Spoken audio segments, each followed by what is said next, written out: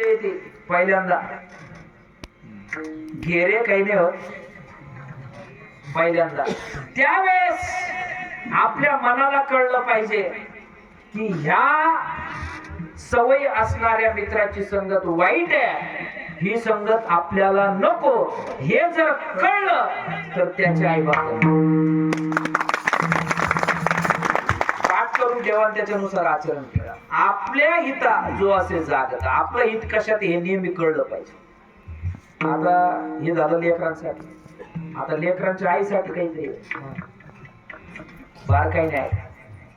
आपल्या घरातल्या माता माऊल्यांना असं वाटतं की मी सकाळी उठल्यापासून रात्री झोपेपर्यंत इतकं काम करते, पण माझ्याशी नीट कोणी बोलतच नाही. असं वाटतं का? कधी कधी वाटतं का नेहमी वाटतं? बार काही नाही. माऊल्यांनो, तुमचं सगळं काम नक्की चांगलं आहे, पण अडचण एकाच गोष्टीची.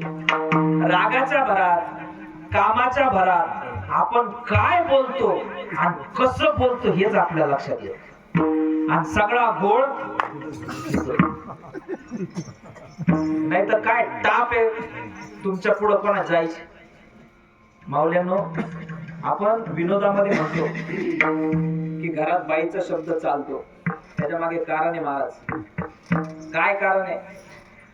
आज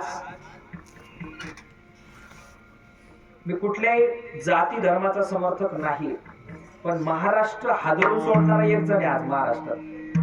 केवळ कशामुळं? त्याग. तसं माता माऊल्यांनो, तुम्ही तुमचा घराचा त्याग करून नवीन घर सांभाळण्यासाठी आलेले आहेत, म्हणून तुमचा शब्द चालतो. आता मूळ विषयाकडे येऊ. मग आपली गडबड बोलण्याची होती. मग संत कबीरदास म्हणतात, बोललं कसं पाहिजे? तुम्ही असं बोला. कसं?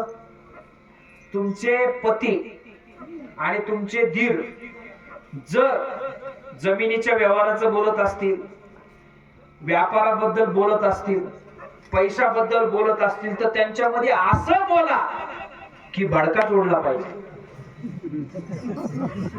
असं बोलायचं का? संत कबीरदास म्हणतात कसं बोलायचं?